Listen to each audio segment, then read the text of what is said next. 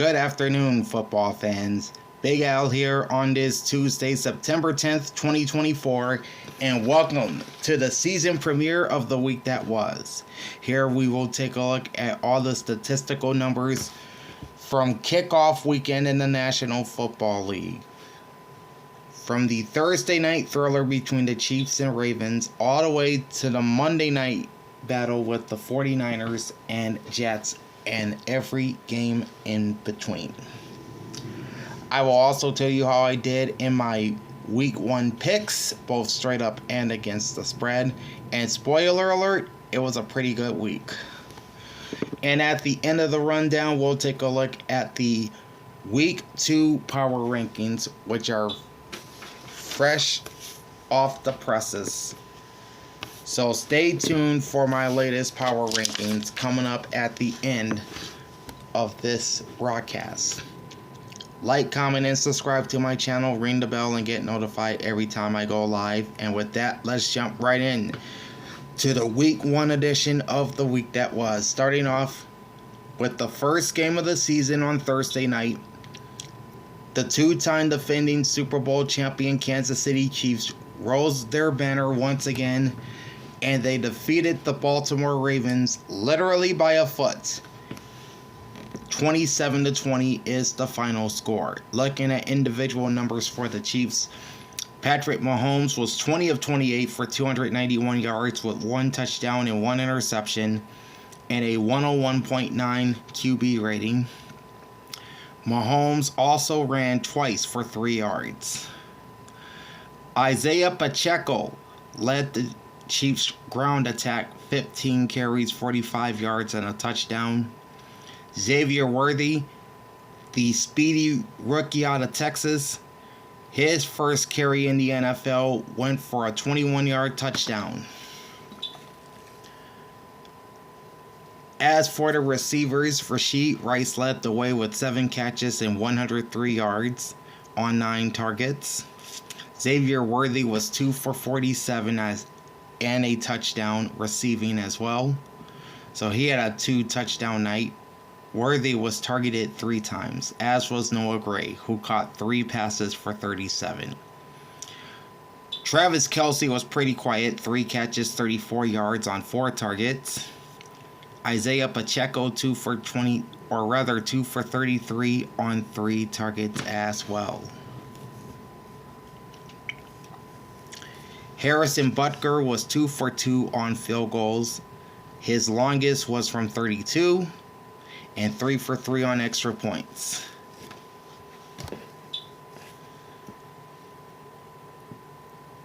And then you have Matt Araiza. He had 3 punts averaging 48 yards. His long was 56 with a couple touchbacks and 1 inside the 20-yard line.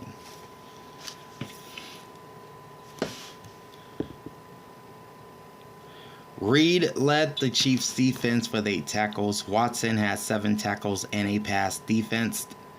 Connor 6 tackles. Cook 5 tackles. Chanel, Bolton, McDuffie, Tranquil, and Dana all had 3 tackles. Chanel added 2 passes defense, and Nick Bolton added 1.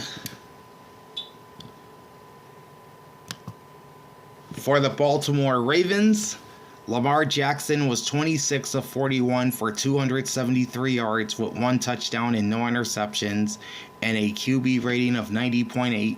And he led the team in rushing, 16 attempts for 122 and no rushing scores. Derrick Henry, the newest Baltimore Raven, had 13 carries for 46 yards and his first touchdown in a Baltimore uniform. Isaiah Likely paced the Ravens receiving corps with 9 catches for 111 and a touchdown on 12 targets.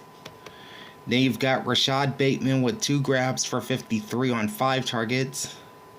Justice Hill 6 for 52 on 8 targets. Zay Flowers 6 for 37 on 10 targets.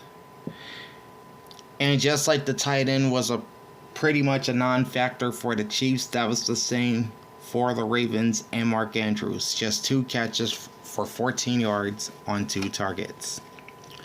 Justin Tucker was 2 for 3 on field goals. His longest was 32, and 2 for 2 on extra points. And then Stout had 2 punts, averaging 37.5 yards per punt. His long was 40, both of them landing inside the 20-yard line. Williams led the way for the Baltimore defense. He had 5 tackles and 1 pass defense. Roquan Smith had 4 tackles, a pass defense, and an interception. Stevens 4 tackles. Owe 3 tackles. Simpson 2 tackles, half a sack, and a pass defense. Pierce, Jackson, and Jones also had 2 sacks, or rather 2 tackles. Ojabo had a sack, and Matabuke also had half a sack for the Ravens. Alright, total yards 452 for the Ravens versus 353 for the Chiefs. Passing yards favored the Chiefs 281 to 267. The rushing attack was more than 2-1 in favor of Baltimore, 185 to 72. The Ravens also had the edge in first downs, 25 versus Kansas City's 21. The Ravens 7 for 14 on third down and 1 for 2 on fourth down, while the Chiefs were 4 for 9 on third down. Baltimore had 7 penalties for 64 yards. They were sacked once for a loss of 6, with 1 lost fumble and 2 punts. And the Kansas City Chiefs had 6 penalties for 45 yards. They were sacked twice, giving up 10 yards on those 2 sacks, with 1 interception and 3 punts.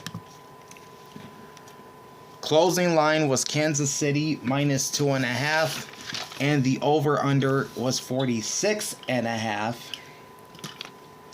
I picked the Chiefs to win 27-20, and that was the exact score. So I won the straight up pick, and I took Kansas City at minus 2.5.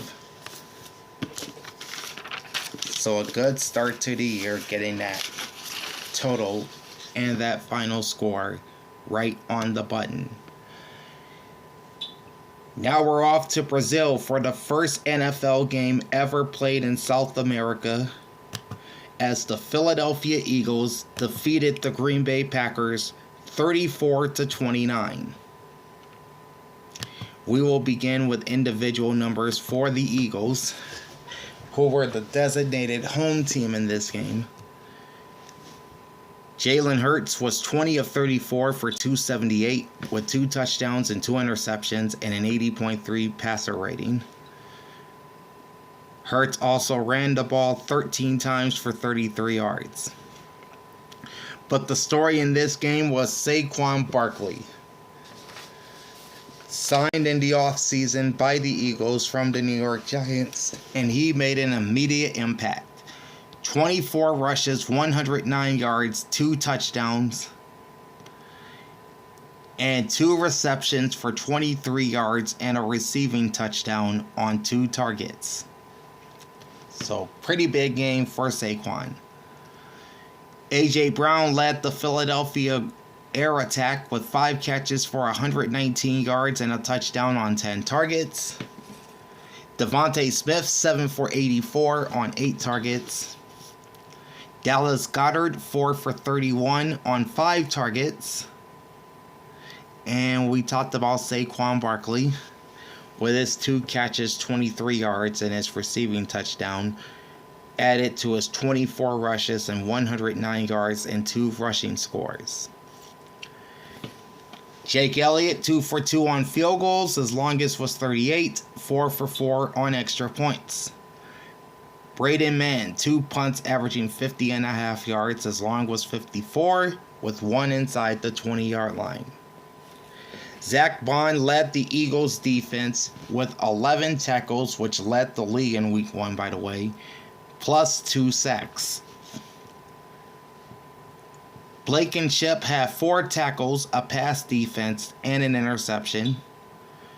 Quinion Mitchell, the rookie, had 4 tackles and 2 passes defense in his NFL debut. Nakobe Dean with 3 tackles and another pass defense. C.J. Gardner-Johnson, in his return to Philly, had 2 tackles. And Darius Big Play Slay, 2 tackles and 1 forced fumble. For the Green Bay Packers, Jordan Love was 17 of 34 for 260 yards with 2 touchdowns and 1 interception and a quarterback rating of 83. But he would suffer a sprained MCL in the closing seconds of the game, and he is expected to miss at least 3 weeks. Malik Willis came in after Love got hurt, threw an incompletion, and had a 39.6 passer rating. Josh Jacobs, in his first game as a Packer, had 16 rushes for 84 yards.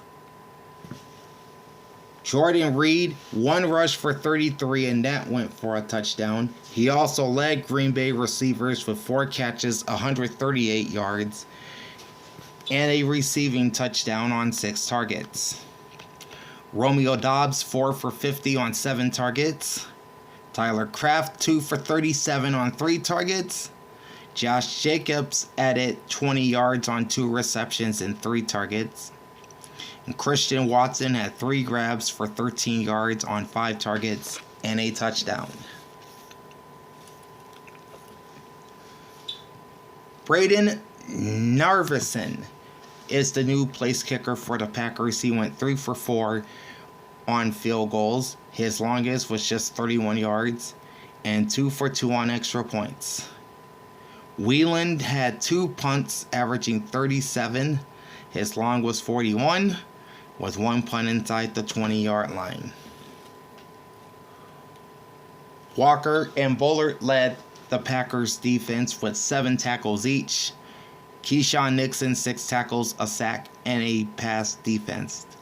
Jair Alexander, 4 tackles, 2 passes defense, and an interception. McDuffie had 3 tackles, as did Wilson. Cooper had 3 tackles and a pass defense, while Xavier McKinney had 3 tackles, a pass defense, and an interception.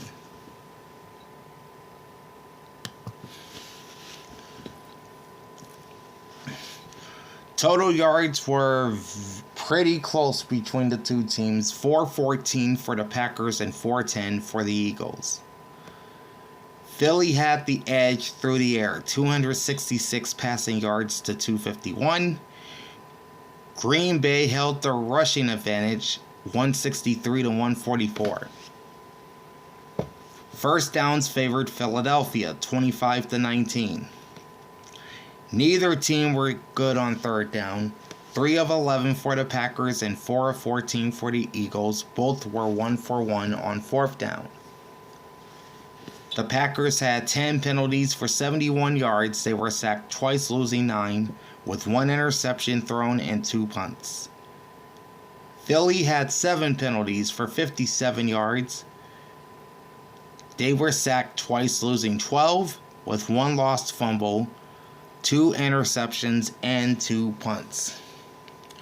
Time of possession favored the Philadelphia Eagles, 32 minutes 47 seconds versus 27 minutes 13 seconds for the Green Bay Packers. And I gotta jump back real quick and tell you the time of possession in the Ravens-Chiefs game.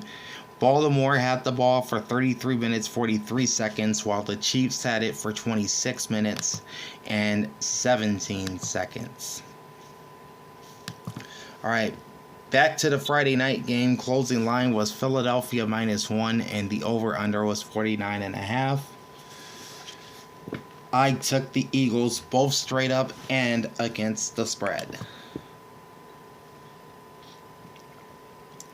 Moving to the Sunday games, starting off with the Buffalo Bills, coming back from down 17-3 to defeat the Arizona Cardinals 34-28 in a high-scoring shootout in Orchard Park.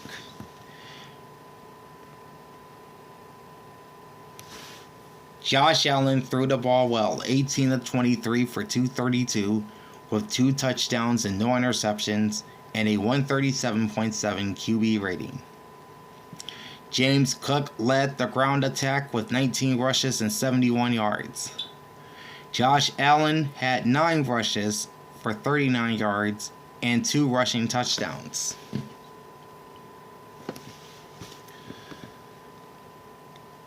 Coleman led the Bills receivers, 4 catches, 51 yards on 5 targets.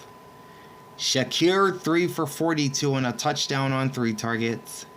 James Cook added 3 receptions for 32 on 3 targets. And Mac Hollins 2 for 25 on 2 targets and a TD. Tyler Bass was 2 for 2 on field goals. 39 was the longest, and 4 for 4 on extra points. Sam Martin 2 punts, averaging 42.5 yards. His long was 51, with 1 inside the 20-yard line. Buffalo's defense was paced by Bernard, 10 tackles, Lewis 7 tackles. Greg Russo had himself a day, 6 tackles, 3 sacks, and a forced fumble. Williams 5 tackles, Taylor Rapp 3 tackles and a pass defense. Benford also had 3 tackles. Damar Hamlin had 2 tackles, as did Von Miller and Tuhill. Miller added a sack for the Buffalo Bills. Meanwhile, for the Arizona Cardinals, Kyler Murray was 21 of 31 for 162 yards, with 1 touchdown and no interceptions, and a 91.1 QB rating. He also led the team in rushing, 5 carries for 57. James Conner, 16 carries, 50 yards, and a touchdown. And for the receivers, Greg Dortch led the way with 6 catches, 47 yards on 8 targets. James Conner, 3 grabs and 33 yards on 4 targets. Trey McBride, 5 catches, 30 yards and 9 targets. DeMarcado, 2 catches for 26 and 2 targets his way. Michael Wilson caught the only touchdown pass from Kyler on his only grab of the game for 5 yards on 2 targets. Matt Prater was 2 for 2 on field goals. His longest was 31, and 2 for 2 on extra points. Gilligan with 2 punts, averaging 39 per punt. His long was 50.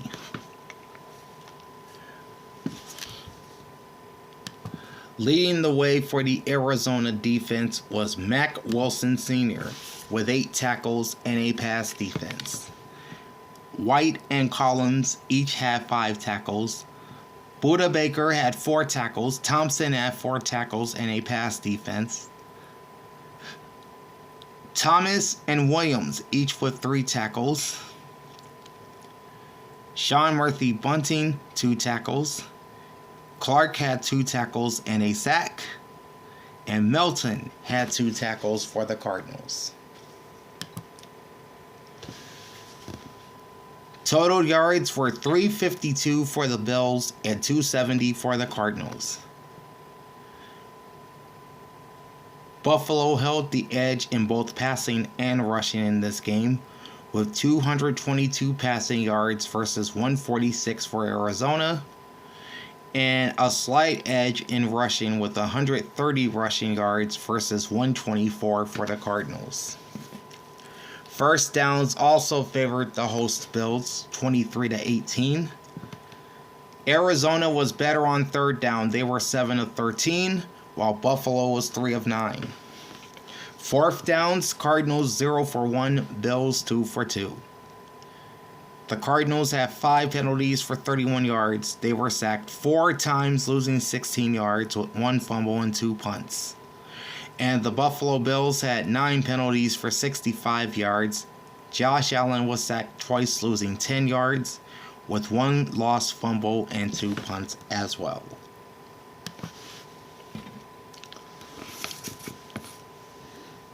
Closing line was Buffalo minus 6.5. Over under was 45.5. I picked Buffalo to win straight up, and I took Arizona with the points.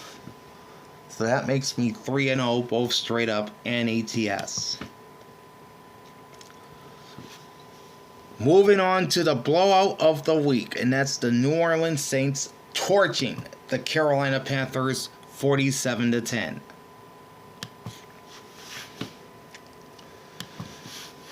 Alright, looking at individual numbers for the Saints. Derek Carr was 19 of 23 for 200 yards with 3 touchdowns, no interceptions, and a QB rating of 142.5. Alvin Kamara led the rushing attack, 15 rushes, 83 yards, and a touchdown. And Jamal Williams also found the end zone in this game, 11 for 38 and a touchdown. Rashid Shaheed led the New Orleans passing attack with 3 catches for 73 yards and a score on 5 targets.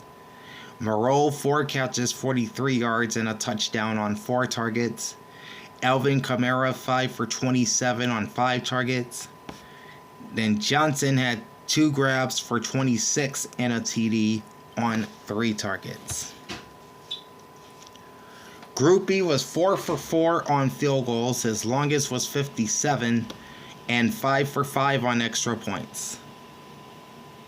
Hayball is the new punter for the New Orleans Saints. He had 2 punts, averaging 36.5 yards. His longest was 38, with 1 punt inside the 20.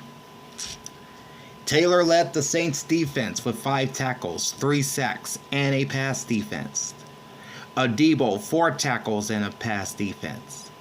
Tyrann Mathieu, a.k.a. the Honey Badger, he had 4 tackles and a forced fumble. Orji, 3 tackles. Shepard, 3 tackles. Granderson, 3 tackles. Howden also added a pass defense and an interception for the New Orleans defense. Now to individual numbers for the Carolina Panthers. Bryce Young, continuing his bad play. 13 of 30 for 161 with no touchdowns and 2 interceptions. And look at that quarterback rating of 32.8. Not good. Not much to talk about in the rushing department. Miles Sanders, 5 rushes, 22 yards. Chuba Hubbard, 6 for 14. Young had 4 rushes for 12. And the Panthers' lone touchdown of the game. Adam Thielen led Carolina's air attack, 3 catches, 49 yards, and 4 targets. Jonathan Mingo, 2 for 40 on 5 targets. Xavier Legette, the rookie, had 4 catches, 35 yards, and 7 targets in his first action in the NFL. Eddie Pinheiro, 1 for 1 on field goals. Only attempt was 43 yards, and 1 for 1 on extra points. Johnny Hekker, 5 punts, averaging 38.2 yards. Long was 53. Jackson paced the Carolina defense with 7 tackles and a pass defense. Robinson and Woods each with 5 tackles. Shaq Thompson, 4 tackles. Fuller with 4 as well. Leota, 4 tackles and a sack. Josie Jewell in his Carolina debut had 3 tackles and 1 pass defense. And Hill had 3 tackles. Alright, total yards 37. Total yards is 379 for New Orleans and 193 for Carolina. The Saints had 199 passing yards versus 135 for the Panthers. And New Orleans outrushed Carolina real big in this one, 180-58. The Saints had twice the number of first downs as the Panthers, 22-11. New Orleans finished 7-13 on third down, while Carolina was terrible, 1 for 10 on third down, 1 for 3 on fourth down. So that's 2 for 13 in late down situations for the Carolina Panthers. That's not going to win you many games. The Panthers had 6 penalties for 80 yards. Panthers quarterbacks were sacked 4 times, losing 26. 1 lost fumble, 2 interceptions, and 5 punts. The Saints were hit hard with the flags. They had 10 penalties for 95. 1 sack for a loss of a yard, with 1 lost fumble and 2 punts. Closing line was New Orleans minus 3.5, and the over was 41.5. And the Saints, I picked them to win straight up and cover the spread, and they did so with ease both ways. Alright, from a division showdown in the NFC South to a division showdown in the AFC South. The new look Houston Texans beat the Indianapolis Colts 29-27 in a very hard-fought game. We'll start with individual numbers for the Texans. C.J. Stroud, 24 of 32, 234 yards, 2 touchdowns, no picks, and a 115.9 passer rating. Plus 4 rushes for 13 yards. Joe Mixon led the league in rushing in Week 1, 30 carries for 159 and a touchdown. Tank Dell ran the ball twice for 19. Dameon Pierce, 3 rushes for 16. Leading the charge for the Texans receivers is Nico Collins, 6 for 117 on 8 targets. Tank Dell, 3 for 40 on 7 targets. Stephon Diggs in his Houston debut has 6 catches, 33 yards, and 2 touchdowns on 6 targets. Joe Mixon, 3 for 19 on 3 targets. And Dalton Schultz, 3 for 16 on 3 targets. Fairbairn was 3 for 3 on field goals. His longest was 51 yards, 2 for 2 on extra points. And Tommy Townsend, longtime Kansas City Chief, now the new punter for Houston, had just one punt for 56 yards and 1 block. Stingley led the Texans defense with 4 tackles. Tutu had 3 tackles and a pass defense. Fatukowski, 3 tackles and a sack. Ward and Petrie with 3 tackles and a pass defense each. And now Shahir, 2 tackles and a pass defense.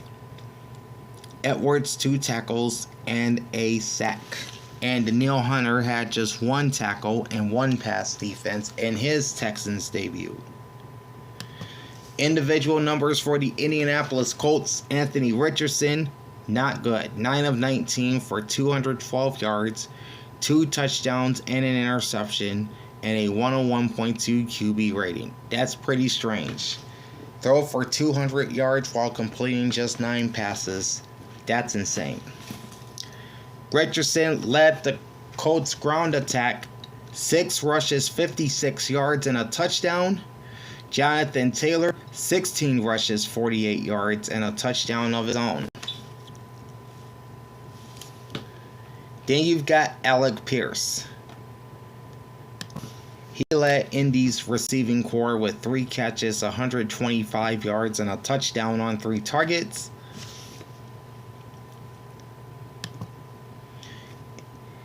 And Ashton Doolin had 1 catch for 54 on his only target, and he made it count because that went for a touchdown.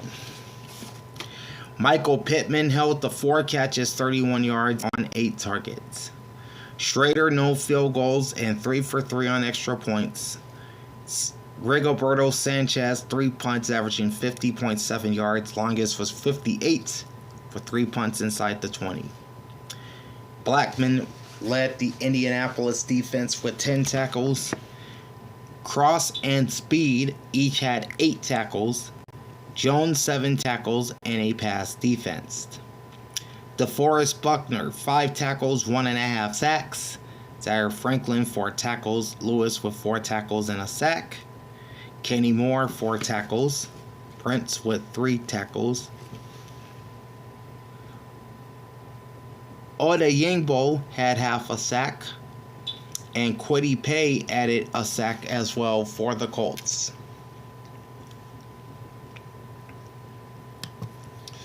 Alright. Total yards, 417 for the Texans and 303 for the Colts. Passing yards were 204 to 199, favoring Houston.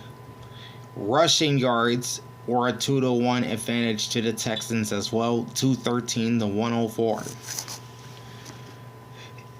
Houston had 26 first downs while Indianapolis had 14. Both teams finished 50% on third down, 7 of 14 for the Texans, 5 of 10 for the Colts. Houston was 2 for 2 on fourth down, Indy 1 for 2. The Texans had 5 penalties for 30 yards. Anthony Richardson was sacked 4 C.J. Stroud was sacked 4 times, losing 30 yards and 2 punts. Meanwhile, the Indianapolis Colts had 4 penalties for 20 yards. Anthony Richardson, now's the time for him. He was sacked twice, losing 13, with 1 interception thrown and 3 punts. Closing line was Houston -3. Over under was 48.5. I picked the Texans to win straight up and to cover the spread. I got the straight up pick right, so I'm still unblemished there at 5-0. But I did lose my first ATS pick of 2024. But I'm not even complaining about that. Next up, you got the Miami Dolphins coming back and beating the Jacksonville Jaguars 20-17 on what was a pretty rough day, at least the start of it, for Tyreek Hill. We'll talk about that shortly. First, the individual numbers for the Miami Dolphins.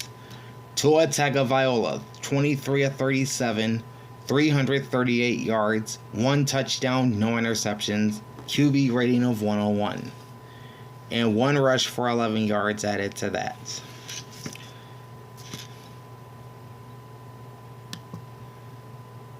Then you got Jeff Wilson with 5 rushes, 26 yards, leading the ground attack, which was pretty non-existent today. Devin Achane, 10 rushes, 24 yards, and a touchdown. All right, back to Tyreek Hill. He was arrested about a block from Hard Rock Stadium on a speeding violation and was actually placed in handcuffs. He and defensive end Calais Campbell were both detained, but were both released prior to the game. But Tyreek did go off in this one. He had 7 catches for 130 yards and a touchdown on 12 targets. Jalen Waddle, 5 for 109 on 5 targets. Devin Achane, 7 for 76 on 7 targets. And Raheem Mostert, 2 catches, 10 yards on 3 targets. Sanders went 2 for 3 on field goals. 52 was the longest, and 2 for 2 on extra points. The Dolphins also has a new punter. His name is Jake Bailey. Where's number 16? He had 4 punts, averaging 49.5 yards. 57 was his longest punt, and 3 of them ended up inside the 20-yard line. David Long led the Miami defense with 7 tackles. Jordan Poyer in his Dolphins debut had 4 tackles. Fuller and Kohu also had 4 tackles. Calais Campbell, who was also detained in that Tyreek Hill incident, had 3 tackles and a sack. Ogba had 2 tackles and a sack. Holland had 2 tackles, 1 forced fumble, and 1 pass defense. And Jalen Phillips added a sack for the Fins defense. For Jacksonville, Trevor Lawrence, 12 of 21 for 162 with 1 touchdown and no interceptions, and a quarterback rating of 97.7. Tank Bixby led Jacksonville's ground attack, 12 rushes, 73 yards. Travis Etienne, 12 for 44 and a touchdown. Gabe Davis in his Jags debut had 3 catches for 62 yards and 3 targets to pace Jacksonville's receivers. Thomas, 4 for 47 and a touchdown on 4 targets. Christian Kirk had just 1 catch for 30 yards with 4 targets. And Travis Etienne, 2 for 15 on 3 targets. Alright. Little was 1 for 1 on field goals, connecting from 53 yards, and 2 for 2 on extra points. Cook, 6 punts, 51.8 per punt. Long was 67, with 3 inside the 20-yard line. Olakun led the Jaguars defense with 8 tackles and 1 pass defense. Lloyd, 7 tackles. Johnson had 5 tackles. Darby also with 5 tackles and a pass defense. Abdullah, 3 tackles. Trayvon Walker, 2 tackles and 2 sacks. Cisco, Brown, and Campbell, and not Calais Campbell, they had 2 tackles apiece. That would be Tyson Campbell. Total yards 400 on the button for the Miami Dolphins, 267 for the Jaguars. Passing yards, big advantage to Miami, 319, 139. Rush yards favored Jacksonville, 128, 81. First downs were a slight edge to the Dolphins, 18 to 17. Dolphins finished 8 of 16 on 3rd down, 0 for 2 on 4th down. Jaguars a paltry 2 for 10 on 3rd down and 0 for 1 on 4th down. And the penalties flew in this game. 9 penalties for Miami for 103. Tua was sacked 3 times, averaging or losing 19 yards with 4 punts. Jacksonville also hit hard with the laundry. 8 flags for 71 yards. Trevor Lawrence was sacked 3 times, losing 23, with 1 lost fumble and 6 punts.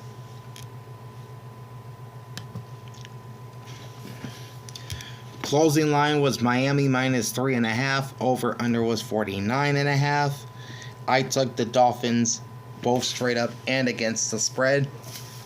Lost the ATS pick, so I'm now 4-2 in my ATS picks, but I'm still perfect as of right now at 6-0 in my straight up picks. The other blowout on the Week 1 schedule was the Minnesota Vikings marching into MetLife Stadium and dismantling the New York Giants 28-6. And Sam Darnold looked very good in this game for Minnesota. 19 of 24 for 208, 2 touchdowns, 1 interception. He had a 113.2 QB rating. Aaron Jones, the newest Viking coming over from the division rival Packers in the offseason, had 14 carries for 94 yards and a touchdown in his Minnesota debut. Justin Jefferson, 4 catches, 59 yards, and a touchdown on 6 targets. Then you got Jordan Addison with 3 catches for 35 on 4 targets. Oliver had 2 for 27. Ty Chandler, 3 for 25 and 3 targets. And Jalen Naylor, he's the punt return specialist for the Vikings. He caught a pass for 21 and went for a touchdown and his only target of the day. Reichard is the new Minnesota kicker. No field goals, but 4 for 4 on extra points. And Wright with 4 punts, 42-yard average, 48 was his longest, with 3 inside the 20. Byron Murphy, 8 tackles, 1 pass defense, paced the Vikings defense. Cashman and Pace with 4 tackles each. Cashman making his Minnesota debut. Harrison Smith, 3 tackles, a pass defense, and an interception. Stephon Gilmore also making his Vikings debut. He had 3 tackles. Griffin had 3 tackles. Batellis, 3 tackles and a pass defense. And Turner had 3 tackles.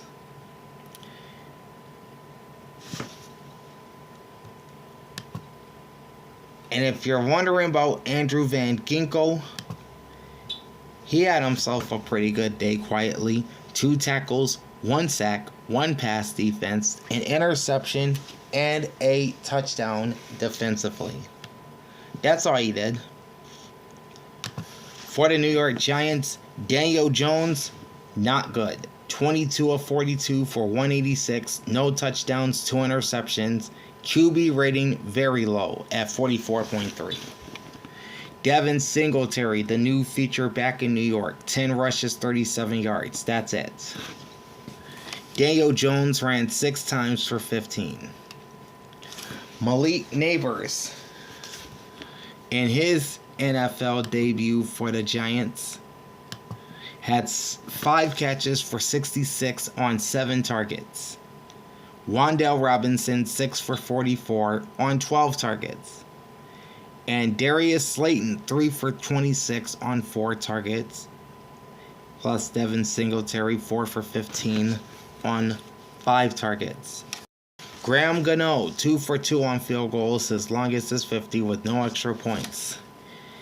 Gillen, 6 punts, averaging 46.3 yards. Longest was 55. 4 tackles, or rather 4 punts inside the 20. Now we can talk defense. Newman led the Giants with 5 tackles. Muasal, 4 tackles, 1 pass defense and an interception. Deontay Banks with 4 tackles. Brian Burns with 4 tackles. Nunez Roches, 3 tackles. Phillips, 3 tackles and a forced fumble. Okereke, 2 tackles. Dexter Lawrence, 2 tackles, a sack, and a pass defense. Pennick also added a pass defense for the Giants.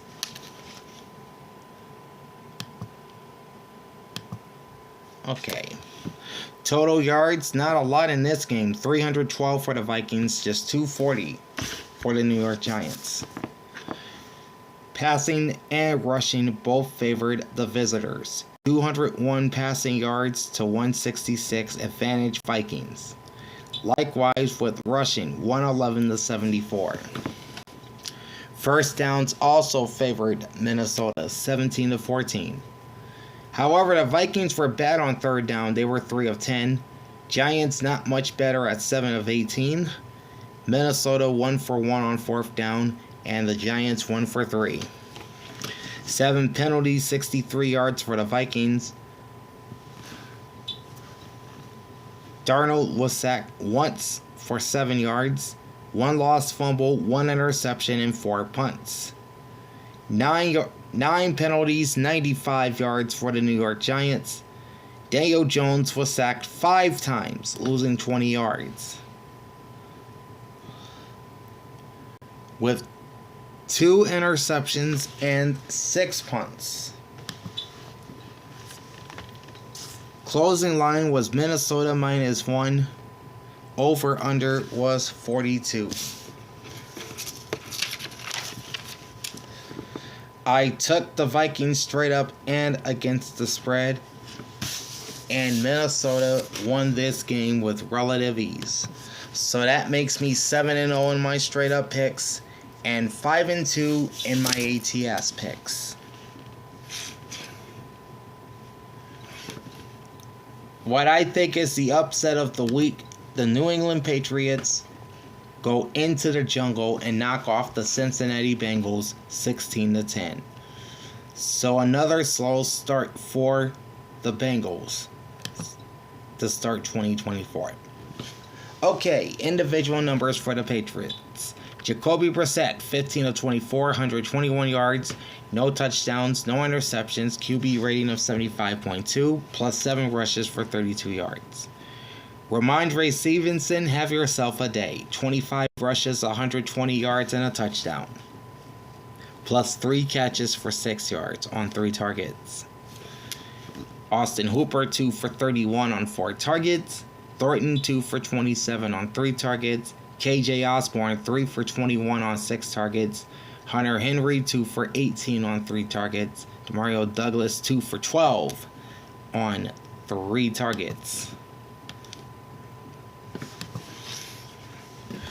Alright, Joey Slye, the longtime Washington Commanders kicker, now the kicker in New England. He was 3 for 3 on field goals, longest was 37, and 1 for 1 on extra points.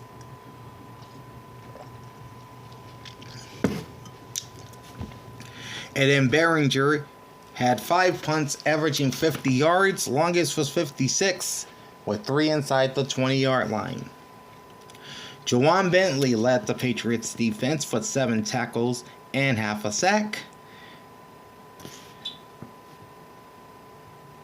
Jabril Peppers, 4 tackles. Kyle Duggar, 3 tackles. Forced fumble and a pass defense. Jones, 3 tackles. Kazir White, 3 tackles. 2.5 sacks and another forced fumble.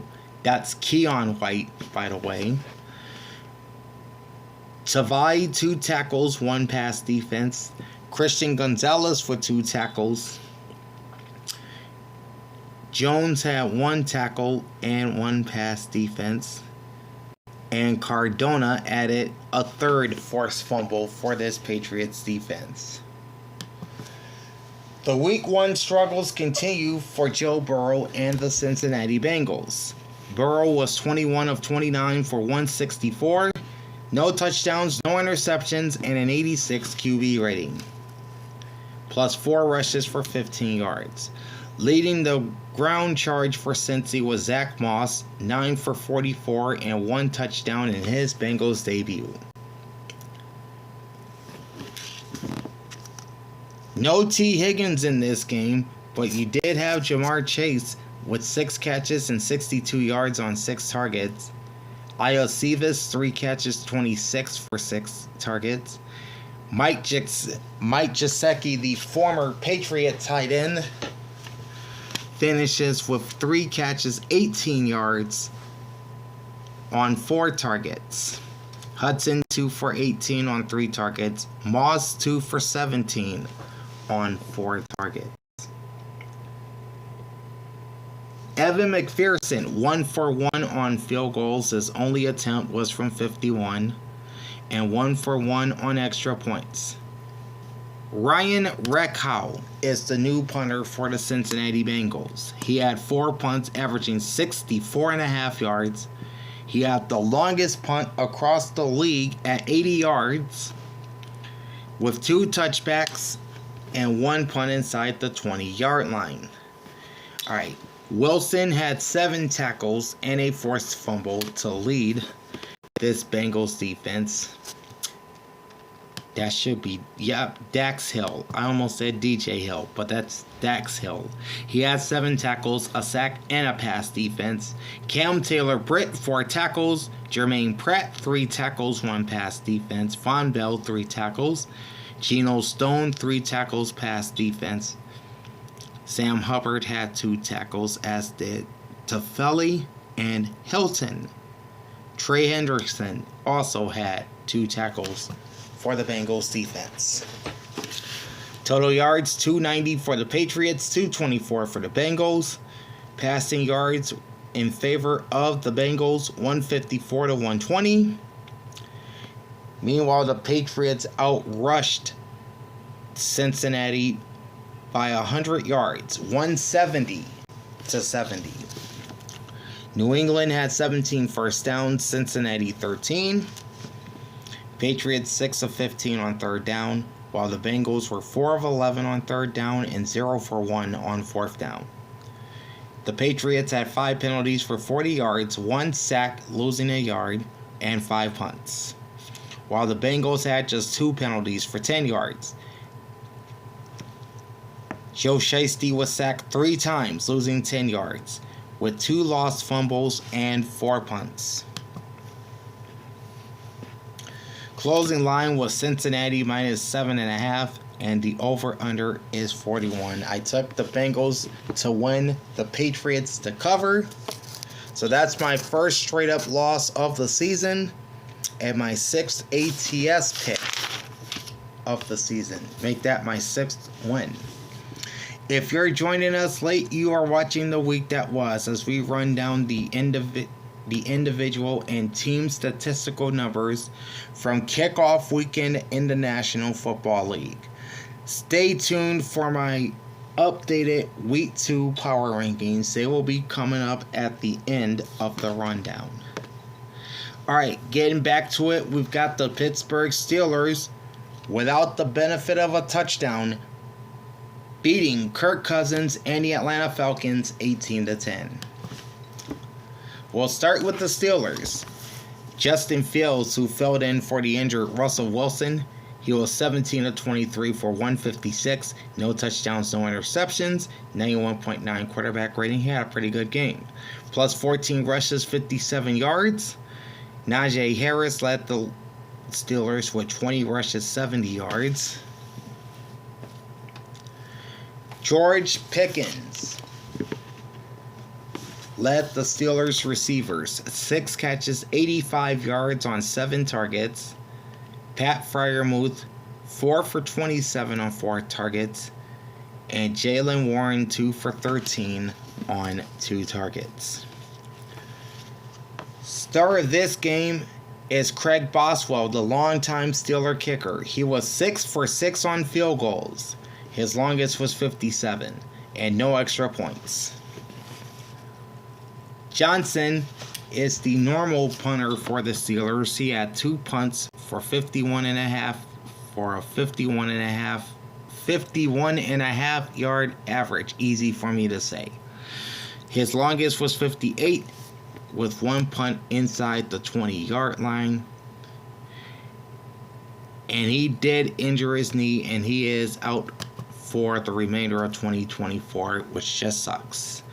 Boswell had 1 punt after Johnson's injury, and it went for 43 yards. Minkah Fitzpatrick led the Pittsburgh defense with 6 tackles. Bishop, 4 tackles. Cam Hayward, 3 tackles. Kazee, 3 tackles. Wilson, 3 tackles. TJ Watt and Montravius Adams with 2 tackles and a sack each. Joey Porter also with 2 tackles. And Patrick Queen making his Steelers debut with 2 tackles. For the Falcons, Kirk Cousins in his Falcon debut, 16 of 26, 155, 1 touchdown, 2 interceptions, low QB rating of 59. He did rush once, but for no gain. Bijan Robinson, 18 for 68 yards rushing, and Tyler Algier, 3 for 21. Ray McCloud, former return specialist for the 49ers, now with the Falcons. He made his Atlanta debut with 4 catches and 52 yards on 7 targets. Bijan, 5 for 43 on 5 targets. Kyle Pitts, 3 for 26 and a touchdown on 3 targets. And Drake London, 2 for 15 on 3 targets. Younghoe Koo, 1 for 1 on field goals, attempting and hitting from 24, 1 for 1 on extra points. Bradley Pinion, 4 punts, averaging 52.5 yards. 59 is his longest. Hughes led the Falcon defense with 7 tackles. Jesse Bates with 6 tackles. Landman and Anderson 5 tackles each. Terrell also had 5. Alright.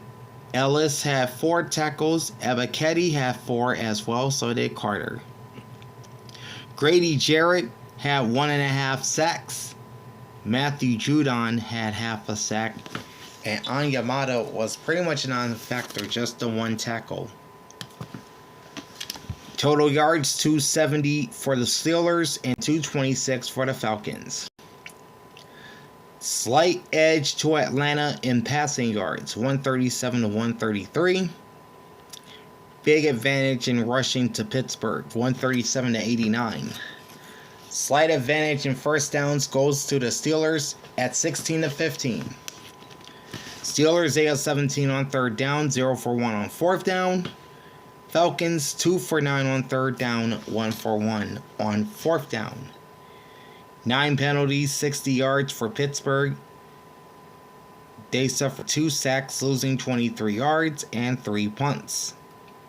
5 penalties, 34 yards for the Atlanta Falcons.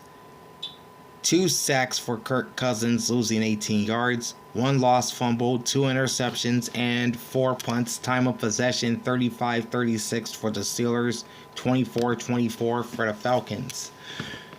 Closing lines, Atlanta -4, over-under is 42.5. I did not take the bait, as I took the Steelers both straight up and against the spread as the road underdog, and it paid off. Won both.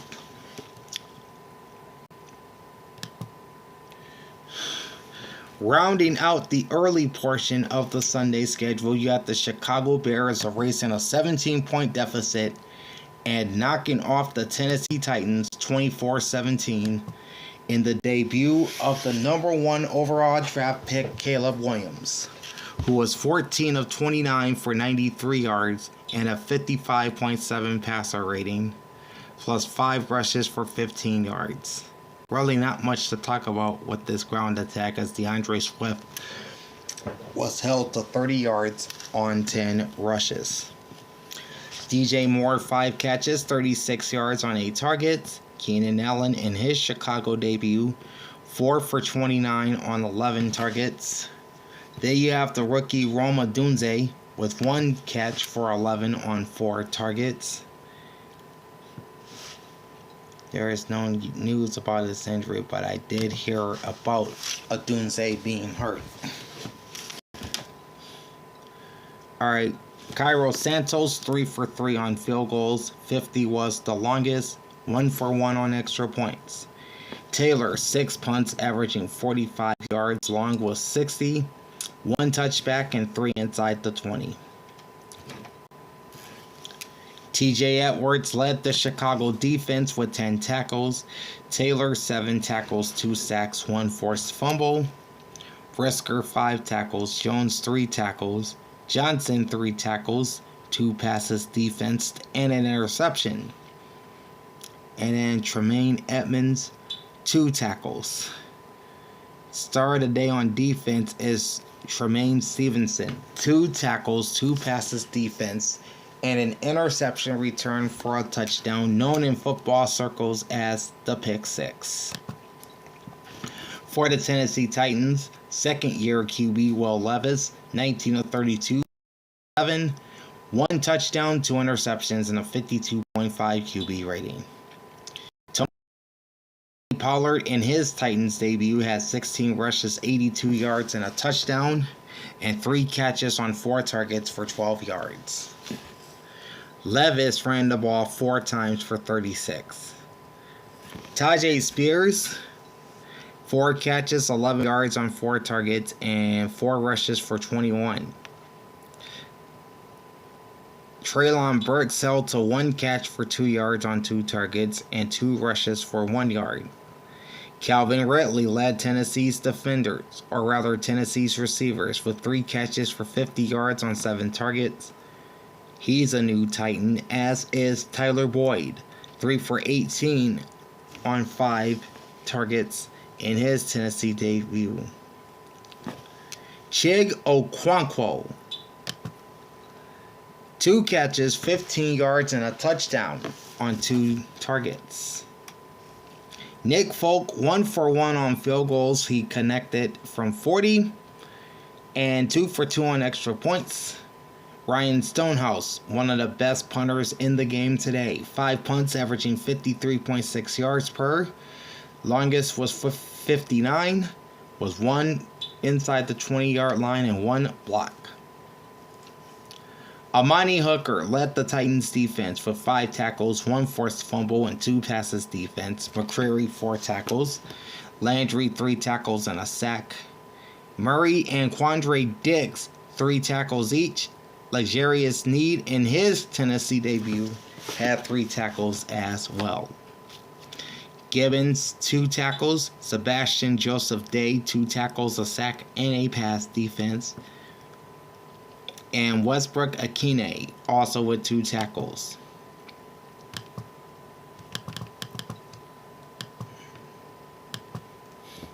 Alright, total yards, there weren't a lot in this game either. 244 for the Titans, just 148 for the Bears.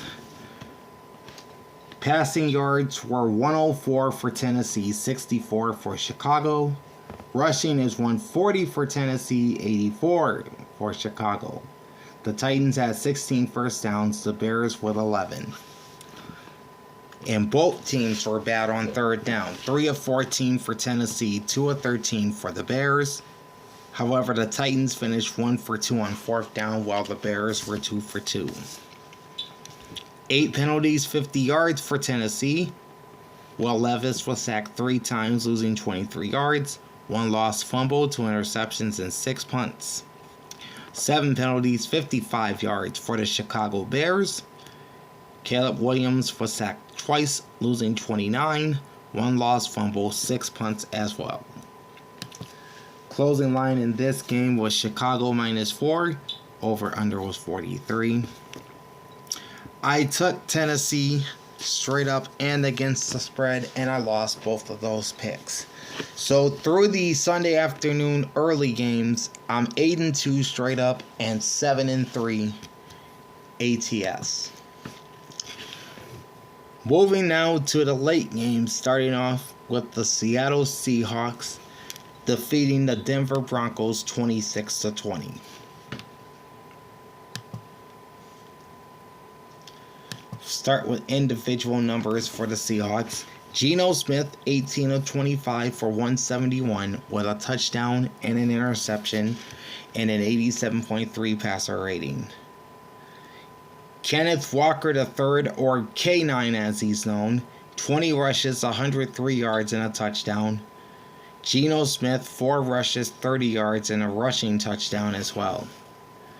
Tyler Lockett led the Seahawks receivers, 6 catches, 77 yards on 7 targets. Zach Charbonnet, 2 for 29 and a touchdown on 3 targets. DK Metcalf, 3 for 29 on 4 targets. And Jackson Smith and Jigba, 2 for 19 on 2 targets. Then you've got Jason Myers, 2 for 2 on field goals. Longest is 50. And 2 for 2 on extra points. Michael Dixon, 5 punts, averaging 48.2 yards a punt. His long was 52. Julian Love led Seattle's defense with 10 tackles, a forced fumble, a pass defense, and an interception. Dotson, 9 tackles and a pass defense. Jenkins, 6 tackles. Devin Witherspoon, 5 tackles and a pass defense. Baker, 3 tackles. Mafe, 3 tackles and a sack. Brown, 3 tackles and a pass defense. Reek Woolen added 2 passes defense and an INT for Seattle. Moving to the Denver Broncos, Bo Nix in his first NFL start 26 of 42, 138 yards, no touchdowns, 2 interceptions, QB rating of 47.5. He also led the team with 5 rushes, 35 yards, and a rushing touchdown, while McLaughlin was held to 10 for 27. Josh Reynolds, in his first game as a Bronco, had 5 catches, 45 yards on 8 targets. Vele, 8 tackles, 39 yards on 8 targets. Cortland Sutton, 4 for 38 on 12 targets for the Denver Broncos. Will Lutz, 3 for 3 on field goals. 45 was his longest, 1 for 1 on extra points. And Dixon, 8 punts, averaging 48.6 yards. Long was 65. 1 touchback and 4 punts inside the 20. Moss led the Bronco defense with 8 tackles. Singleton, 6 tackles, pass defense, and an interception. Jones and Surtain had 4 tackles. Surtain also added a pass defense. And Locke with 3 tackles. Meanwhile, you got Jonathan Cooper, 2 tackles and 2 sacks for Denver. Total yards, 304 for the Seahawks, 231 for the Broncos. Passing yards, Seattle 158, Denver 132. Rush yards, 146 Seattle and 99 Denver. First downs favored the Seahawks, 19-13. Third down, 5 of 18 for the Broncos, 4 of 12 for the Seahawks. Denver was 1 for 1 on 4th down. 8 penalties, 60 yards for the Broncos. Bo Nix was sacked 2 times for 6 yards with 1 lost fumble, 2 interceptions, and 8 punts. And 6 penalties, 41 yards for the Seattle Seahawks, with Geno Smith being sacked twice for 13 yards, 1 lost fumble, 1 interception, and 5 punts. Closing line, Seattle minus 6.5, over under 42. I picked Seattle both straight up and against the spread, and I got both of those picks. In fact, I got the straight up pick, but I lost the ATS pick because the spread was 6.5 and Seattle only won by 6. So that's a loss in the ATS department. Meanwhile, down the Pacific Coast in LA, the Chargers, in Jim Harbaugh's debut with the team and return to the NFL, beat the Las Vegas Raiders 22-10. Individual numbers first up for the Chargers. Justin Herbert, 17 of 26, 144, 1 touchdown, no interceptions, and a 92.5 QB rating, plus 4 rushes for 6.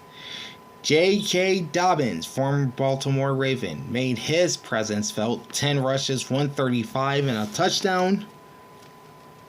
And he added 3 catches on 3 targets for 4 yards.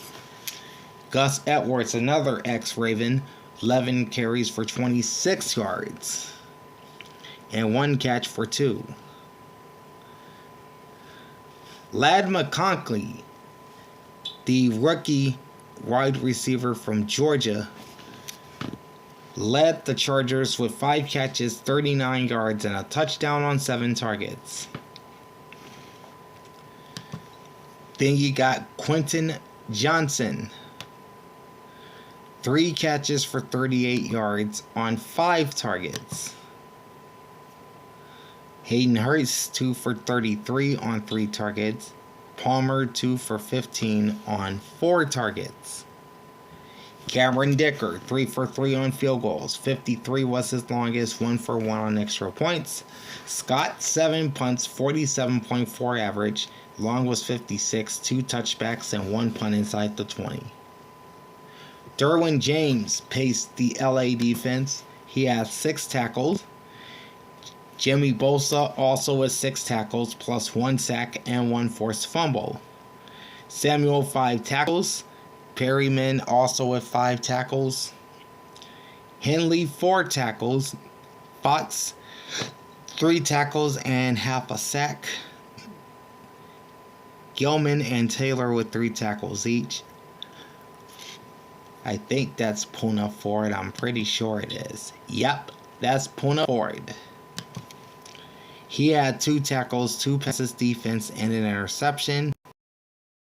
Khalil Mack had a tackle, 1.5 sacks, and a pass defense for the Chargers. Meanwhile, for the Las Vegas Raiders, Gardner Minshew, 25 of 33, 257, 1 touchdown, 1 interception, QB rating of 95.1, plus 3 rushes for 5 yards. Then you got Zamir White, the new feature back in Vegas. He had 13 rushes for 44 yards. And Alexander Mattison, former Minnesota Viking, 5 rushes for 19 yards in his Raiders debut. Jacoby Myers led the Las Vegas receivers with 3 catches, 61 yards on 3 targets. Vontae Adams, 5 for 59 on 6 targets. Rookie tight end Brock Bowers, 6 catches, 58 yards on 8 targets. Mattison, 4 catches, 43 yards, and a touchdown on 6 targets. Daniel Carlson, 1 for 2 for field goals. His only make was 32 yards, 1 for 1 on extra points. And Cole with 5 punts, averaging 53 yards. Long was 62. 1 touchback and 3 punts inside the 20. Robert Spillane led the Raiders defense with 7 tackles. Wilkins, 4 tackles. Epps, Butler, Hobbs, and Jones with 3 tackles each. Hobbs added a pass defense. Jenkins and Crosby had 2 tackles each. Mad Max also added a sack for Vegas. Total yards, 316 for the Chargers, 296 for the Raiders, so total yards were pretty close. Vegas had the edge throwing the ball, 225 passing yards to 140, while the Chargers had a big advantage running, 176 in rush yards to 71. First downs, however, favored the Raiders 14-11. Both teams weren't good on third down at all. 5 of 14 for Vegas, 4 of 15 for LA, 0 for 1 fourth downs for the Raiders. Vegas had 2 penalties, 15 yards, sacked 4 times, losing 32, 2 lost fumbles, 1 interception, and 5 punts.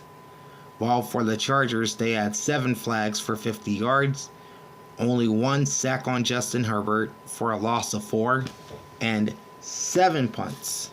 That's right, 7 punts. Closing line was LA -3, over under 41. I took the Raiders both straight up and against the spread, and I lost both picks. Moving on to a game that was supposed to be a good one, but ended up being one-sided. The Dallas Cowboys waltz into Cleveland and take down the Browns 33-17. On the news out of this game is that Dak Prescott finally got paid.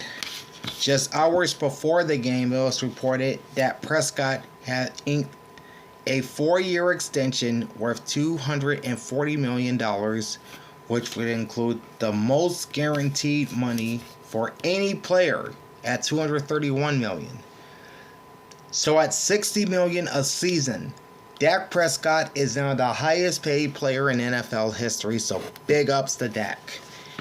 On the field, he was 19 of 32 for 179 yards with 1 touchdown and no interceptions and an 85.3 passer rating. Only 1 rush on the day for 3 yards. Ezekiel Elliott back in a Cowboys uniform after 1 year in New England. Not his best outing, 10 for 40 yards. He did score a touchdown, however. Rico Dowdle, 8 for 26 yards. CeeDee Lamb, 3 for 25. Speaking of CeeDee Lamb, he led the Cowboys receivers, 5 catches, 61 yards on 10 targets. Brandon Cooks, 4 for 40 and a touchdown on 7 targets. Jake Ferguson, 3 for 15 on 5 targets. While Zeke had 2 grabs for 9 yards. Braden Aubrey, 4 for 4 on field goals. Longest was 57. and 3 for 3 on extra points. And how about this? Brandon Aubrey was about to attempt what would have been an NFL record 71-yard field goal towards the end of halftime, but he ended up being taken off the field and the offense stayed on. But I think he'll be the first kicker to hit from 70, not Justin Tucker. I think Brandon Aubrey is going to be the first kicker with a 70-yard field goal. Just watch. Brandon Anger, 6 punts, averaging 49 yards. Long was 59.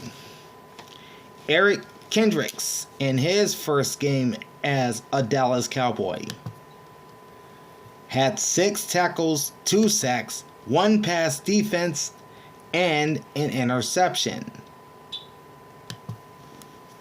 Overshone had 5 tackles and a sack. DeMarcus Lawrence, 4 tackles, 2 sacks, and a forced fumble. Trevon Diggs had 4 tackles. Carlson, 4 tackles.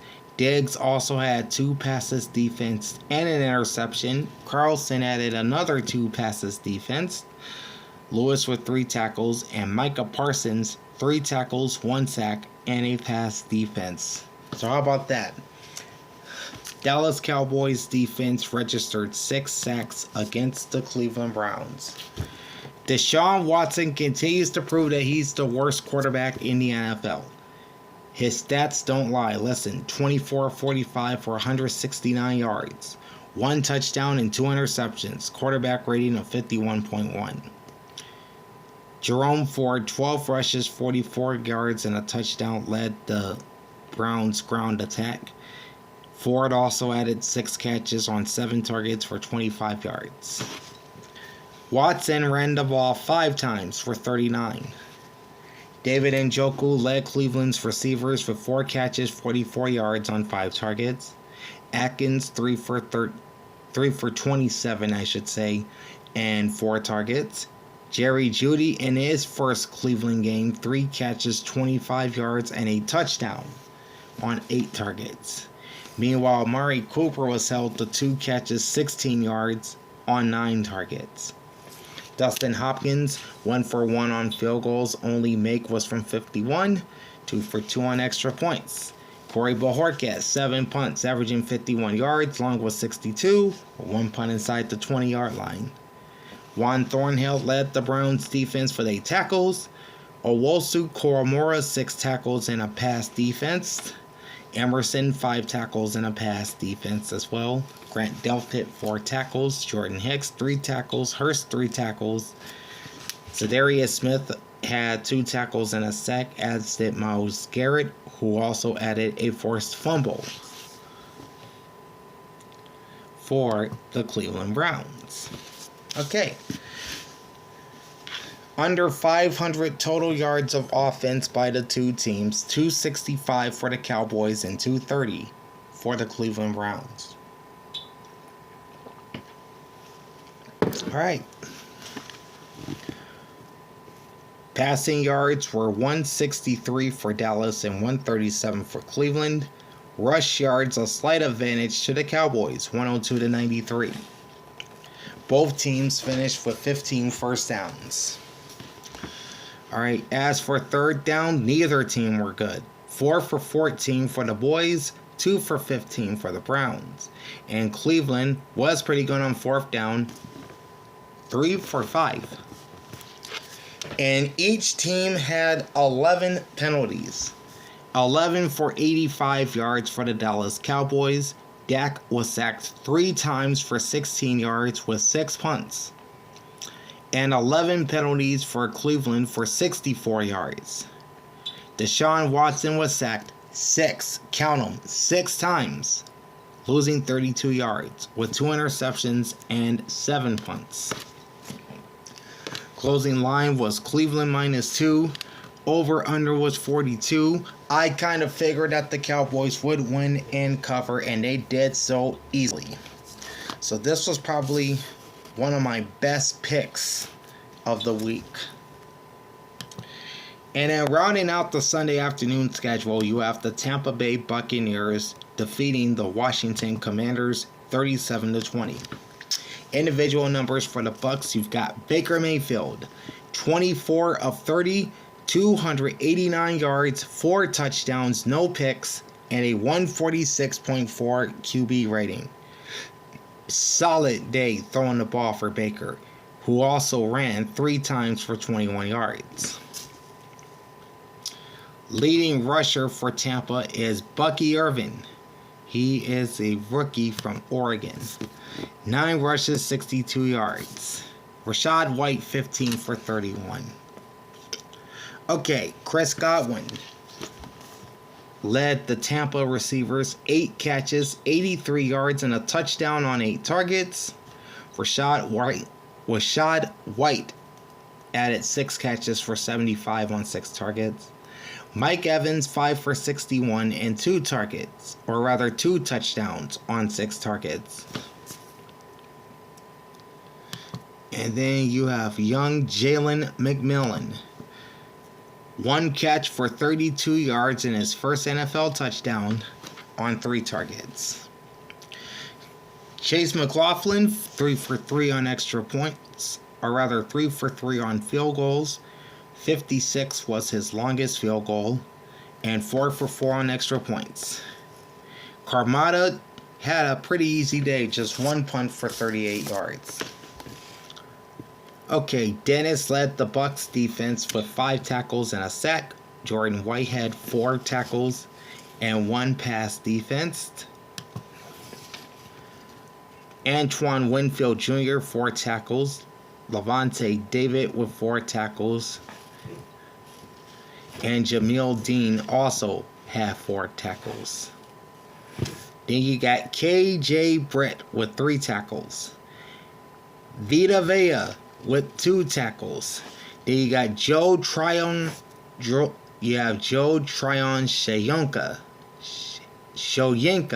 That's his last name. Tryon Shoyinka.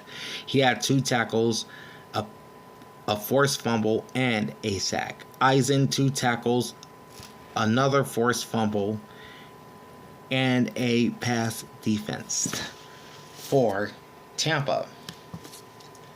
For the Washington Commanders, you had the number 2 overall pick under center with Jaden Daniels, and he was pretty effective. 17 of 24, 184 yards, no touchdowns, no interceptions, and a 93.1 QB rating. So even though he didn't throw any touchdowns, he was pretty effective. He also led the league in. He also led the team in rushing, 16 for 88 and 2 rushing scores. And Brian Robinson had 12 rushes for 40 and a TD. Austin Eckler, just 2 rushes for 10 yards, but he led the Commanders receivers with 4 catches for 52 on 4 targets. Brian Robinson, 3 for 49 on 4 targets. Zach Ertz, 3 for 28 on 4 targets. And then you got Christian McCaffrey's younger brother, Luke McCaffrey. In his NFL debut, he had 3 catches for 18 yards on 3 targets. And a pretty quiet day for Terry McLaurin, 2 for 17 yards on 4 targets. Cade York, 0 for 2 on field goals. Ouch. But 2 for 2 on extra points. Tress Way, 3 punts, averaging 46.3. Long was 54. 1 punt inside the 20. Alright. Leading the Washington defense was Quan Martin with 8 tackles. Bobby Wagner in his Commanders debut, he had 5 tackles. Mike Sanristil, former Michigan Wolverine, he had 5 tackles, as did Brandon St. Juste, who added a pass defense. And then Farrell had the lone sack for the Commanders to go along with 2 tackles. Alright, total yards 392 for the Buccaneers, 299 for the Commanders. Passing yards, 280 to 161 for Tampa Bay. And rush yards were 138 to 112 Washington. Both teams finished with 22 first downs. Washington, bad on third down, 2 of 8. Tampa Bay was quite the opposite. In fact, they were the best third down team in the NFL in Week 1, going 9 for 13. The Commanders also 1 for 1 on fourth down. 7 penalties, 51 yards for Washington. Jaden Daniels was sacked twice for 23 yards with 3 punts. And the Buccaneers had 7 penalties for 46 yards. Baker was sacked once for 9. And 1 punt for Tampa Bay. Closing line was Tampa Bay, -4, over under 42.5. I picked Tampa to win straight up and against the spread. So I'm just cruising in my picks this week. Okay, moving to Sunday Night Football, we have a rematch of the NFC wildcard game from last January. And it's pretty much the same result as the Detroit Lions, who really didn't look all that good on Sunday night, did wind up beating the LA Rams in overtime, 26-20. We'll start with Detroit first. Jared Goff, 18 of 28, 217 yards, 1 touchdown, 1 interception, and a QB rating of 85. Goff ran once in this game for 7 yards. David Montgomery led the Lions' ground attack with 17 rushes for 91 yards and a touchdown. Jahmyr Gibbs had 11 carries for 40 yards. He also found the end zone. Jamison Williams had a career night for Detroit. 5 catches, 121 yards, and a touchdown on 9 targets. Sam Laporta, 4 for 45 on 5 targets. Gibbs, 4 for 34 on 6 targets. Quiet night, however, for Amon-Ra St. Brown. 3 catches, 13 yards on 6 targets.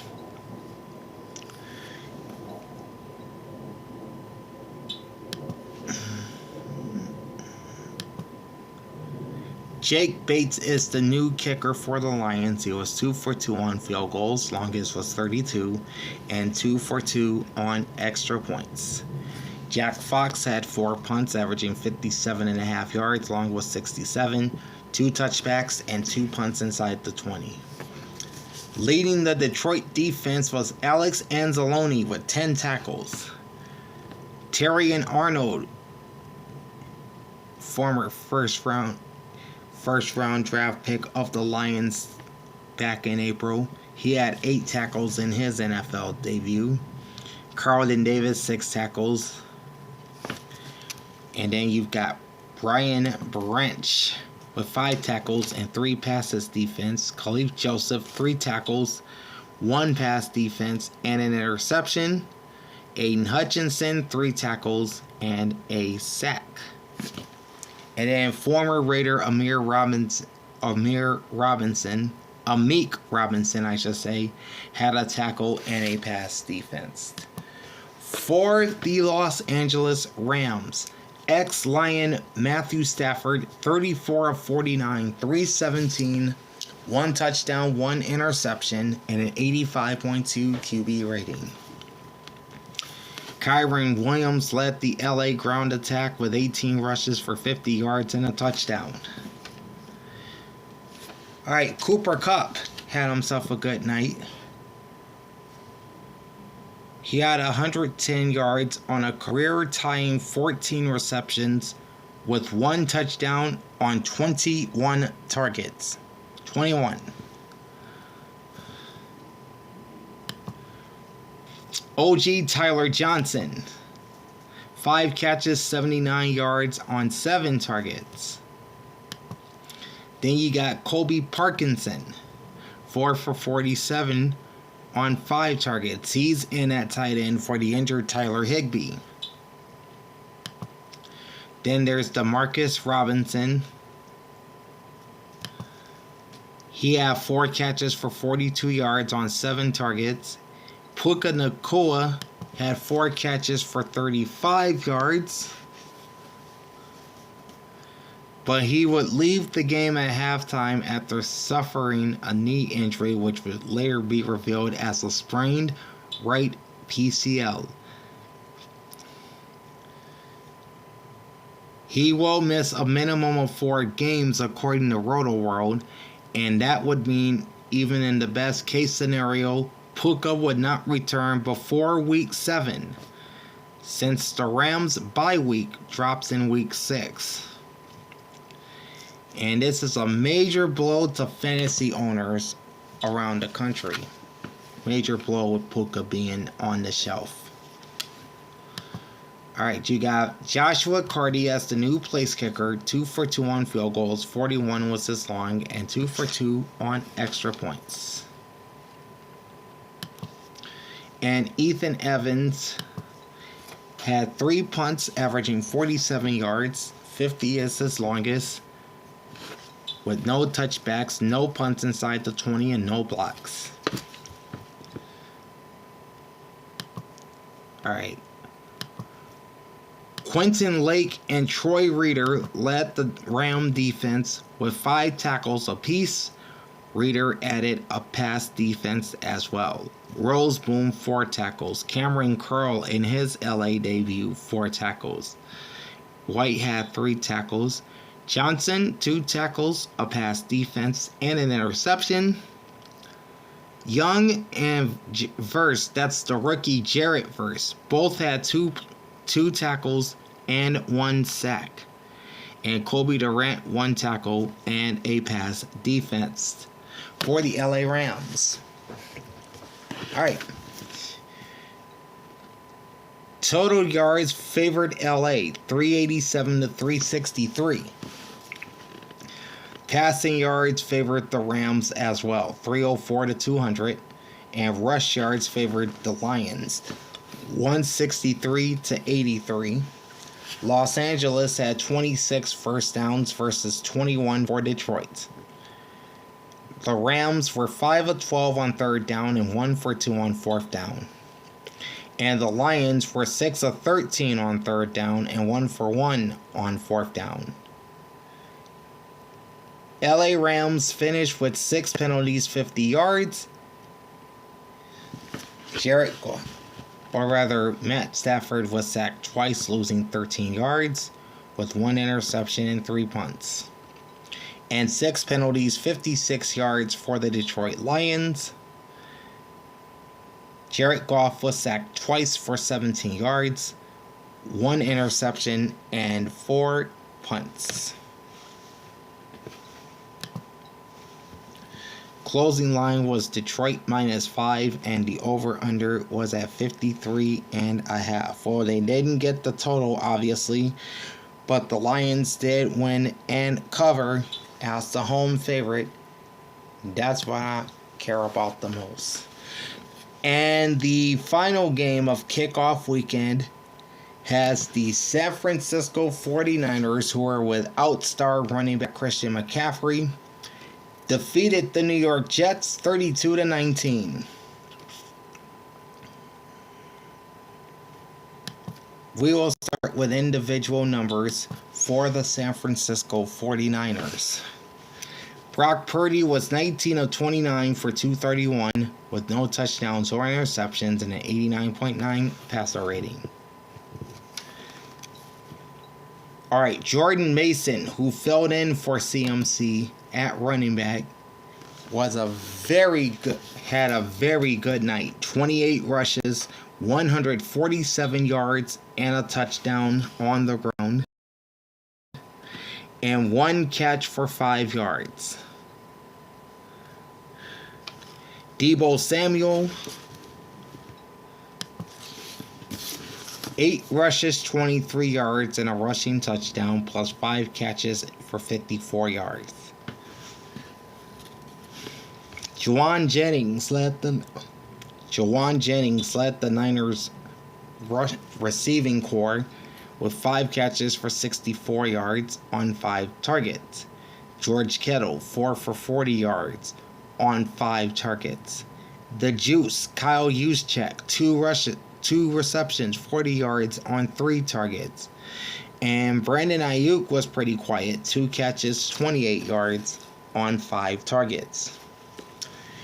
Jake Moody, another former Michigan Wolverine, pulled a Craig Boswell and went 6 for 6 on field goals. Long was 53. And 2 for 2 on extra points. And then Mitch Wisnowski with just 1 punt for 58 yards. Fred Warner led the Niner defense with 5 tackles and 1 forced fumble. Isaac Yiadom, 4 tackles and a pass defense. Demador Lenore finished with 3 tackles and a pass defense. Odom 3 tackles as well. Let's see, Jair Brown had 2 tackles. Charvarius Ward had 2 tackles and a pass defense. And then Demetrius Flanagan Fowles added a pass defense and an interception for San Francisco. For the New York Jets, Aaron Rodgers was 13 of 21 for 167, 1 touchdown and 1 interception, and an 82.8 passer rating. Tyrod Taylor came in at the end. He was 6 of 8 for 36 yards and a touchdown and a 122.9 passer rating. He also ran 1 for 7. Breece Hall led the New York ground attack with 16 carries, 54 yards, and a TD. Leading the way for the Jets receivers was Adam Lazard, 6 for 89 and 2 scores on 9 targets. Garrett Wilson was 6 for 60 on 11 targets, and Breece Hall added 5 for 39 yards on 6 targets. Greg Zuerlein, no field goals, and 1 for 1 on extra points. Thomas Morstead, 3 punts, averaging 53.3 yards per punt. His long was 60 yards with 2 inside the 20-yard line. Alright, Tony Adams had 8 tackles, a sack, and a pass defense for the Jets. CJ Mosley added 8 tackles of his own. Then there's DJ Reed with 7 tackles and a pass defense. Quincy Williams, 5 tackles and a pass defense. Quentin Williams only had 1 tackle in this game. Sauce Gardner had a tackle, a sack, and a pass defense for the Jets. Total yards, San Francisco 401, New York 266. Passing yards, advantage 49ers 221 to 198. Rush yards, also advantage 49ers 180 to 68. First downs are San Francisco 24 and New York 14. Jets finished 6 of 10 on 3rd down, 0 for 1 on 4th down, while the 49ers were 6 of 13 on 3rd down. The Jets had 3 penalties for 10 yards. Aaron Rodgers was sacked just once for 5 yards, with 1 lost fumble, 1 interception, and 3 punts. And 4 penalties, 40 yards for the 49ers. Brock Purdy was sacked 3 times, losing 10 yards with just 1 punt the entire night. Closing line was San Francisco minus 3.5, over under 43.5. I picked the 49ers both straight up and against the spread and won both those picks. And as I said, this was a pretty good week picking games in the NFL this week. Starting the season 13-3 straight up and 11-5 against the spread. Alright, as we wrap up here, we're going to go straight into our week 2 power rankings. And there is a lot of changes going on, but there is no change pretty much with the top 4. So there is the only spoiler that I will give you.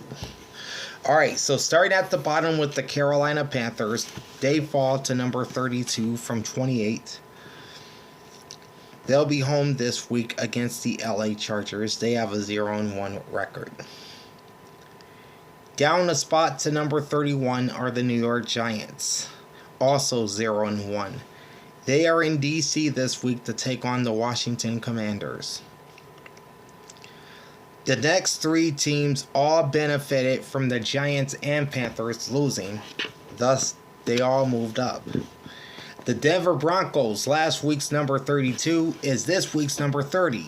They are 0-1 and they will host the Pittsburgh Steelers, but it doesn't look like Russell Wilson will make an appearance in this game. They'll probably go with Justin Fields once again. The Washington Commanders, despite losing by 16 points at Tampa Bay on Sunday, move up 2 spots to number 29. Their Week 2 opponent is the New York Giants, so whoever loses this game will be in last place alone in the NFC East. Also moving up despite losing are the Arizona Cardinals at number 28, up 1 spot from last week. They're 0-1.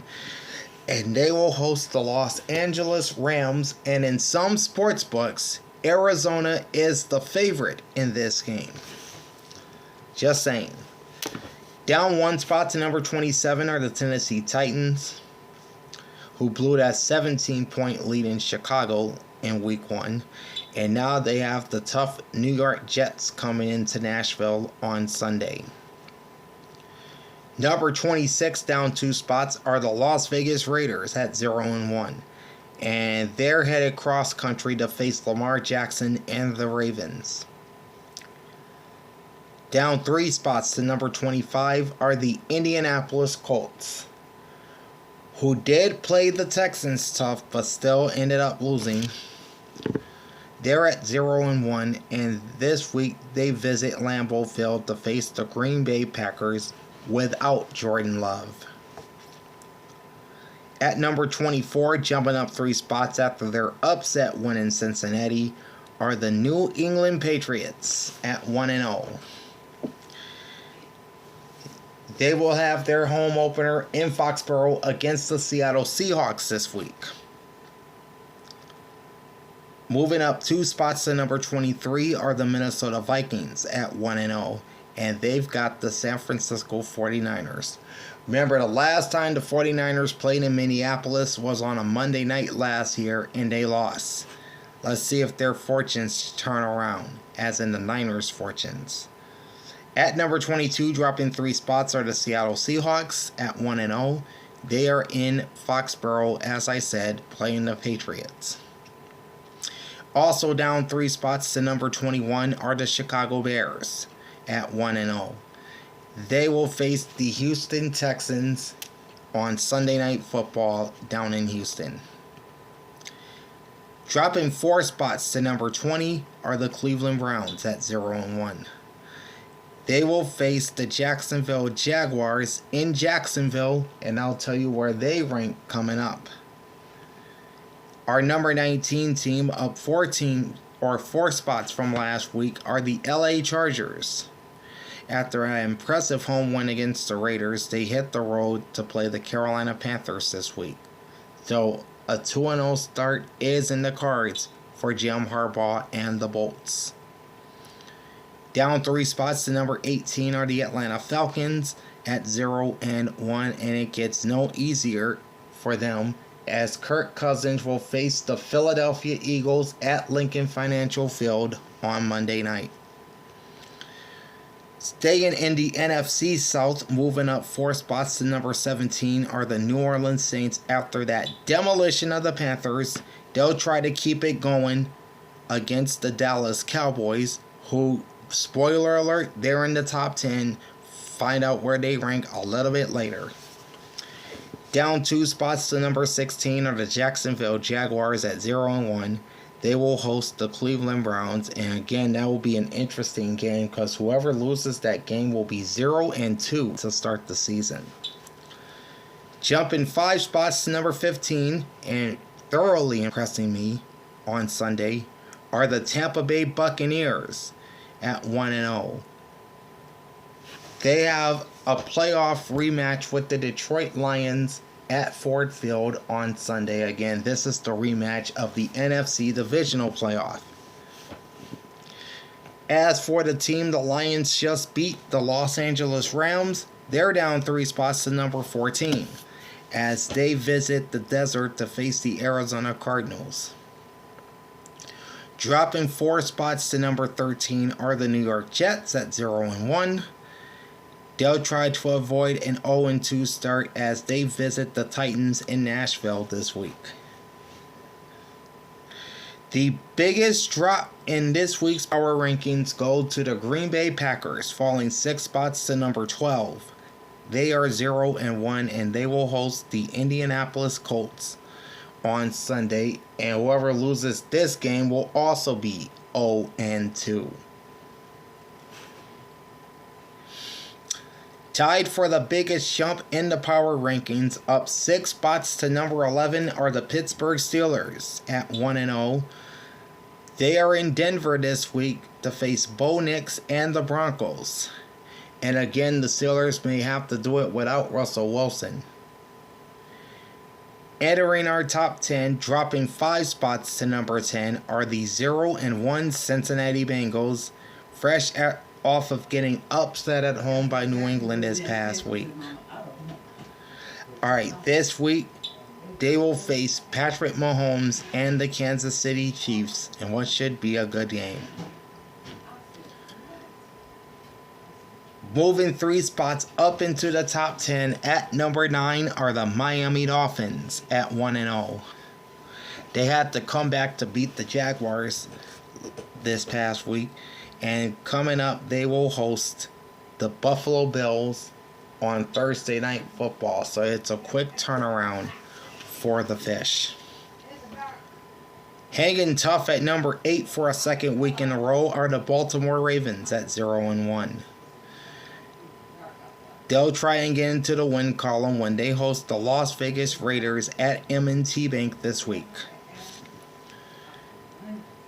The Dallas Cowboys tie the Steelers for the biggest jump in this week's power rankings, moving up 6 spots to number 7 after that thorough beatdown of the Cleveland Browns. The 1-0 Cowboys will have their home opener at Jerry World against the New Orleans Saints. Up 4 spots to number 6 are the Buffalo Bills at 1-0. They are in Miami on Thursday night to face the Dolphins.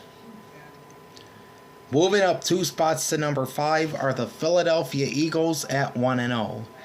They're home against the Atlanta Falcons on Monday Night Football. And then, as I said, the top 4 teams remain the same. So the Detroit Lions are still at number 4 at 1-0, and they will host Tampa Bay in a rematch of the NFC Divisional Playoff from last January. Number 3 is the Houston Texans at 1-0. They're home against Caleb Williams and the Chicago Bears on Sunday Night Football. Staying at number 2 are the San Francisco 49ers at 1-0. They look to avenge last year's loss to the Vikings with a return trip to Minneapolis on Sunday, and keeping the number 1 spot, the 2-time defending Super Bowl champion Kansas City Chiefs at 1-0, as they will host Joe Shiesty and the Cincinnati Bengals. And that is it for this opening week of the week that was, looking at Kickoff Weekend in the National Football League. Alright, the videos continue tomorrow with a look at the Week 3 college football television schedule. And then on Thursday, I will make my NFL picks straight up and against the spread. And we'll have the injury report going into the Bills-Dolphins game.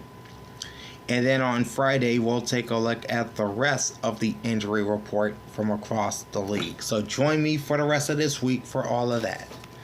In the meantime, like, comment, and subscribe to my channel. Ring the bell and get notified every time I go live. Big Al signing off.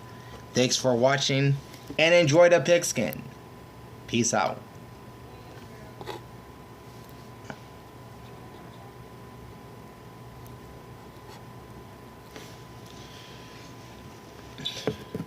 An hour and 48 minutes.